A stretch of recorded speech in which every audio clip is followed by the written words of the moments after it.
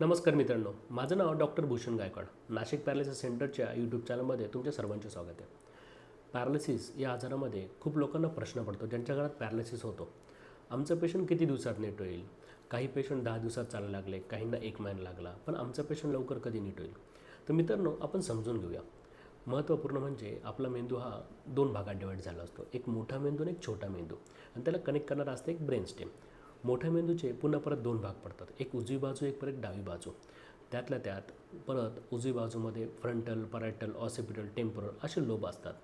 जसं एखाद्या कुटुंबात व्यक्ती असतील 5, तर ते व्यक्ती वेगळे कामं करतात.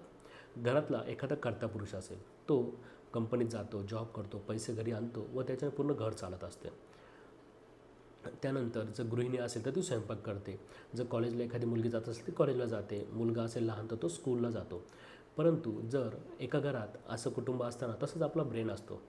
तसंच ब्रेनमध्ये खूप महत्त्वपूर्ण भाग असतात.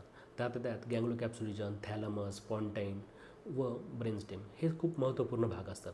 ते पूर्ण आपल्या CNS सेंट्रल नर्वस सिस्टीमला कनेक्ट असतात. तर आपण समजून घेऊया सोप्या भाषेमध्ये. जर एखाद्या व्यक्ती आजारी पडला, मी जसं तुम्हाला उदाहरण दिलं कुटुंबाचं, जर घरातला कर्ता पुरुष आजारी पडला तर बाकीचं व्यक्ती हे काम करू शकत नाही. म्हणजे गृहिणी स्वयंपाक करू शकत नाही, का तर घरात काही उत्पन्नच येणार नाही आहे. व तेच जर कॉलेजचा जाणारी मुलगी आजारी पडली तर घरावर एवढं काही इम्पॅक्ट पडणार नाही. तसंच जर मेंदूच्या छोट्या भागात एखादा भाग डॅमेज झाला तर पेशंट हा लवकर रिकवर होऊ शकतो. परंतु तेच जर मेंदूचा मोठा भाग डॅमेज झाला तर पेशंट नीट होण्यासाठी खूप कालावधी लागू शकतो. त्यातल्या त्यात पण पॅरालिसिस होण्याचे मुख्य 2 कारणे महत्त्वपूर्ण. त्यात म्हणजेच एक रक्तस्राव म्हणजेच ब्रेन हेमरेज व दुसरं म्हणजे इन्फार्क्ट किंवा इच्छेमिक स्ट्रोक. जर पेशंटला रक्तस्राव झाला असेल, तो पण छोट्या भागात झाला असेल तर पेशंट लवकर नीट होऊ शकतं.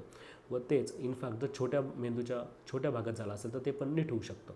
परंतु तेच जर रक्तस्राव हा मोठ्या प्रमाणात असेल, गँग्लोकॅप्सुलिजनमध्ये असेल, थॅलमस रिजनमध्ये असेल किंवा ब्रेन स्टेमला आयसी असेल, तर असे पेशंट नीट होण्यासाठी थोडा कालावधी घेतात किंवा थोडा वेळ लागतो यांना.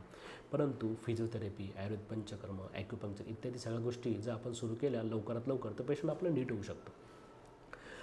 बघा, खूपदा तुम्ही बघितलं असेल, एखादा पेशंट आहे, त्याचे दोघं हातांना ताकद असते, दोघं पायांना ताकद असते, परंतु त्याचं कंटिन्यू बॅलन्स जात असतो. तर अशा वेळेस काय होतं, तर छोट्या मेंदूला आघात झाला असतो, त्यामुळे असं होतं. असंच मेंदूचे वेगवेगळ्या भागात वेगवेगळं काम करण्याचं स्वरूप असतं. त्याच्यानुसार ठरतं की पेशंट किती दिवसात नीट होईल. तर आपण हे व्हिडिओ पुढे असेच चालू ठेवणार आहोत. जे जे तुमच्या पेशंटला अडचणी येतात त्या तुम्ही कमेंटमध्ये टाका. आपण त्यावर प्रत्येक गोष्टीला उत्तर देऊ. धन्यवाद.